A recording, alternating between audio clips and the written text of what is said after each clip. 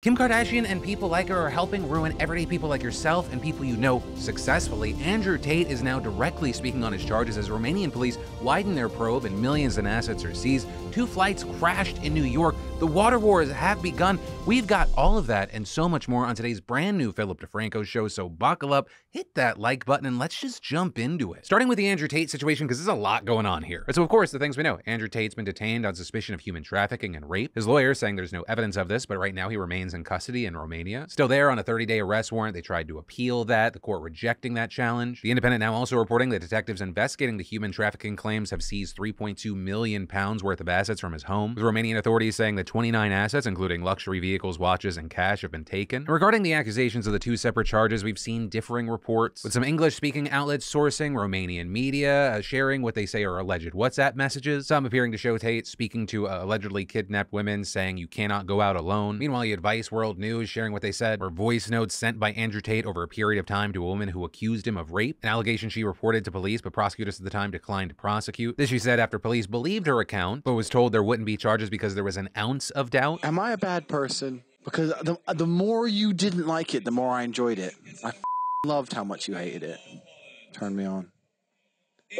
Why am I like that? Why? I am one of the most dangerous men on this planet. Sometimes you forget exactly how lucky you were to get by me.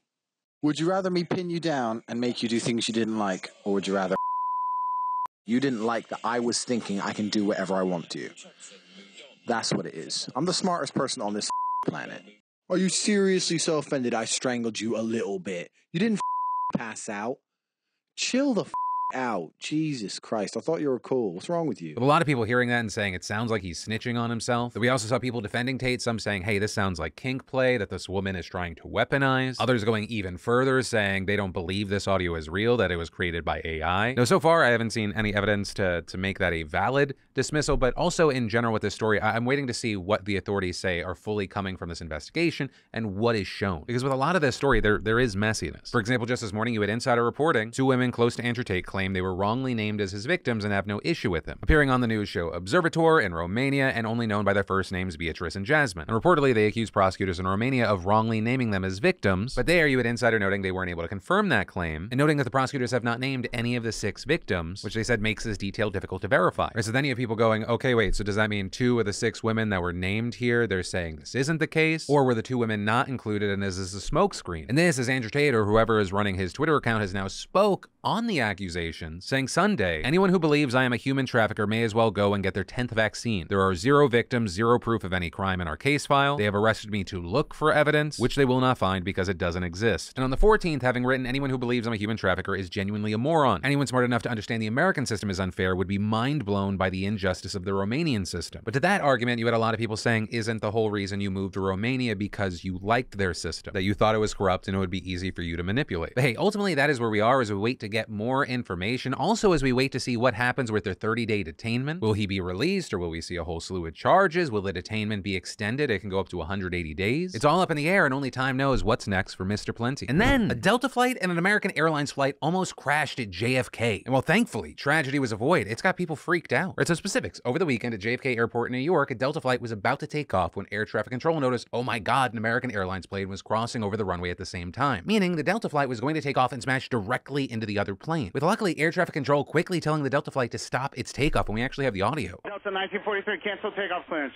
Delta 1943, cancel takeoff clearance. And according to the FAA, the Delta plane came to a stop about 1,000 feet from where the American Airlines plane had crossed the runway, which can sound like a pretty good distance, except when you're talking about giant metal tubes capable of hurling through the air at 35,000 feet, going hundreds of miles an hour. That's far too close. With the flying tube from Delta reportedly having 145 passengers and 6 crew members on it. We don't even know, as I'm recording, how many people were on the other plane. So as far as the passengers in the flights, their takeoff was canceled. Delta actually pulled the plane back at JFK. The flight was delayed overnight, later taking off the next morning, and all was well. But understandably, the FAA as well as the NTSB have both announced that they are launching investigations into how the hell this even happened, which makes sense not only because, yeah, you don't want this to happen, but also there might be a public image problem, right? A trust problem with this happening, what, 3 seconds after there was that FAA outage that grounded all U.S. flights last week. With that, of course, being attributed to a damaged database file. Also, there was a devastating crash in Nepal over the weekend. So you're in a situation where tensions suspicions high, trust is getting lower. Like I love to do with these stories, of course, I'd love to know your thoughts on this, but also, if you're a part of the air travel industry, I would especially love your thoughts on this. And then, people in the suburbs of Scottsdale, Arizona are begging the mayor to keep their water on, and his response has been, water is not a compassion game. So a little background here. The Colorado River is currently facing a crisis brought on by, you guessed it, overconsumption and climate change. With the most dire drought the region has seen in centuries, leading to nearby states draining the reservoirs and using more water than the river can produce. And this crisis has prompted the federal government to ask the 7 states that rely on the river to cut their usage by 2 to 4 million acre-feet of water. Which brings us to Scottsdale, Arizona. Scottsdale specifically relies heavily on the Colorado River, but these dwindling resources has prompted the city to take some controversial measures. And one of those measures took place at the beginning of the month. Scottsdale actually cut off the water supply for its suburb, the Rio Verde foothills. And the foothills have relied on the city of Scottsdale for their water for decades. But then when the forecast for the river looked extremely bad, Scottsdale warned them, hey, we're going to shut off your water to prioritize the city's own residents. And when the Rio Verde residents protested, the mayor released a statement saying, there is no Santa Claus. The mega drought tells us all water is not a compassion game. And the city manager's office saying, the city cannot be responsible for the water needs of a separate community, especially given its unlimited and unregulated growth. So the Rio Verde community is desperately looking for solutions. And while actually 2 have been presented, both are currently locked in the hellscape that is politics. 1, the community could develop its own water district, meaning that they could actually buy water from somewhere else in the state and then import it. But then that idea was shot down by the county supervisors, saying that they don't want to add a new layer of government to the community. And so then you have plan B, right? The second option, which is enlisting a Canadian utility company that services other nearby areas. But the issue with that one is that in order to not interrupt service, the company needs the city of Scottsdale to treat the water. And the city has not agreed to do so. So now, with no clear path forward, you have a group of residents filing a lawsuit against the city, seeking an injunction to force them to turn the water back on. And one of those residents saying, what Scottsdale has done is inhumane, dangerous. They've left us without fire protection. They've left us without water for families. Mostly what we have right now is palpable fear. And with the coming summer looming, the lack of an actionable plan for water is becoming an even bigger threat. And so for now, we have to wait to see, is there some third solution that no one's really talking about that's going to come in, or is there going to be a cutting through the red tape? Because right now you got a group of people in a car just headed towards a wall. And then, the rain around me lately has not been a joke. And it's definitely given me a new perspective on the shoes that I keep by my door, my Vessi. And more specifically, their new Stormburst sneakers. Right? And thanks to the fantastic sponsor of today's show, Vessi, these shoes keep my feet dry and warm in the wettest weather I've been in a long time. And that's because Stormbursts are made for the winter season with the grip and coverage of an outdoor boot, perfect for muddy hikes. And Vessies are built for everyday life because they actually keep your feet warm and dry through the rain. Definitely a great choice when dealing with unpredictable weather, and the must shoe to pack when traveling. They're 100% waterproof and snowproof sneakers that are incredibly comfortable and breathable. Plus, Vessies are great for the whole family. They fit like a sock, so you barely know you're wearing them, and whether you're hiking or caught in a storm, these sneakers are highly functional and stylish. And specifically, Vessi's new Stormburst sneakers are fantastic and a great new style to add to your collection. So go to Vessi.com/DeFranco today and get 15% off your entire order. Get your style and size before they sell out. And then, bye-bye booty, heroin chic is back. That is what the New York Post had to say in a controversial article last year that's being condemned for setting a scary precedent in regards to body image. Since then, there have only been more and more headlines about all this. And just as a heads up, this content focuses on serious issues of body dysmorphia and eating disorders. So if you don't know what heroin chic is, it's a style focusing on being ultra thin, essentially emaciated with pale skin and sunken fragile features. Similar to features linked to heroin use, as the fashion world was basically glamorizing drug use at the time. It was mostly popularized in the 90s with people pointing to models like Kate Moss and Jamie King. It also, I guess to say the least, has pretty toxic implications. It was even seen as so harmful and pervasive that then President Bill Clinton condemned heroin chic fashion photography back in 1997 for romanticizing drug use. And he's not alone. Many others have slammed it for its impact on mental health and disordered eating. So the fact that you had the New York Post and other outlets running headlines saying this style was back was concerning for many, for a number of reasons, including these images and standards can trigger serious body image issues. And the reason I want to talk about this now is timing's important. We're at the start of a new year, and it can be an absolutely brutal time for dangerous weight loss and diet messaging. And while I've been open about and talked about struggling with an eating disorder myself, that is a single instance. I wanted to reach out to experts who understand the full scope of the problem. So we talked to Dr. Dara Greenwood, an associate professor of psychological science and the director of media studies at Vassar College, as well as Dr. Carrie O'Grady, the national wellness liaison for the National Eating Disorder Association, and Dr. Kimberly Dennis, a member of the National Eating Disorder Association's Clinical Advisory Council. And something that was kind of universally touched on is that it's worth noting that we live in a much different world now compared to the one that was lived in the 90s. Right? Instead of magazine covers and TV, I mean, we live in a world with Instagram, TikTok, and other forms of social media that can exacerbate body image issues. And as Greenwood explained, those platforms allow certain people like celebrities and influencers to rise to the top, and their presence can have massive cultural implications. They can provide skewed perceptions of what normal looks like or what is valued and sort of what we should be striving for.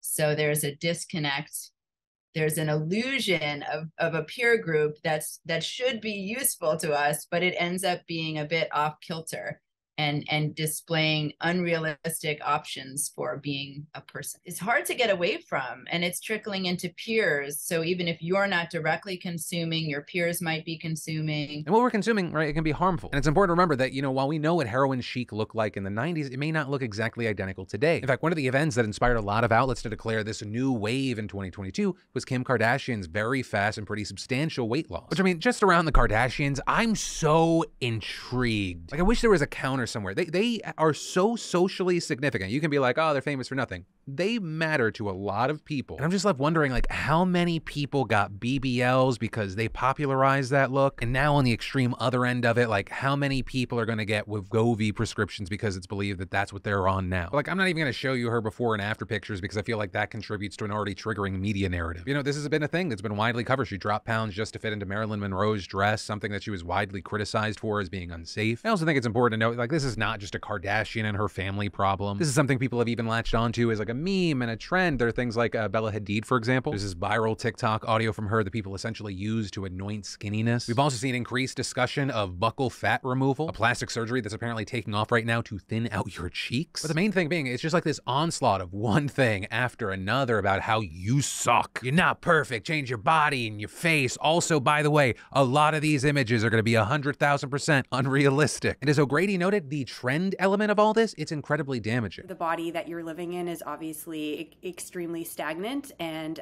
giving you life, and is something that you are living and breathing in. And so just even calling it a trend is highly problematic. It's really making an opioid crisis glorified. And here's the thing, it's easy to overlook this. Right? As Dr. Dennis even explains, as we scroll and scroll, we're not always thinking about how media is going to long-term affect our minds and bodies. I think people think when I consume food, okay, that's going to affect my body. But what we consume from out there through our sensory lenses, through our brains, affects our brains and affects our bodies in much the same way. And what kind of sucks is, like, we know this. Right? I think 98% of you watching are not under the impression that social media is a complete good for our mental well-being. It's this helpful thing we have in our pockets. Also, it's a poison pill. Though a lot of us, based off of nothing, see ourselves, like better than average. You know what? It doesn't affect me the same way. But that doesn't stop the consumerism of looking to social media for what's the thing to be so I can be accepted. It looks like Gen Z knows that images on Instagram and TikTok are edited or curated, that oftentimes what people post is not their reality. But it also turns out telling people, hey, pay no attention to it, it's not real, doesn't actually do anyone any good. Even though they know it's technically artificial, to say the world you're living in is fake, it's a little bit unproductive, because it is nevertheless the world they're living in, and it has value to them. And psychologically, there's a reason why the, hey, wait a minute, we know this is a load of crap part of your brain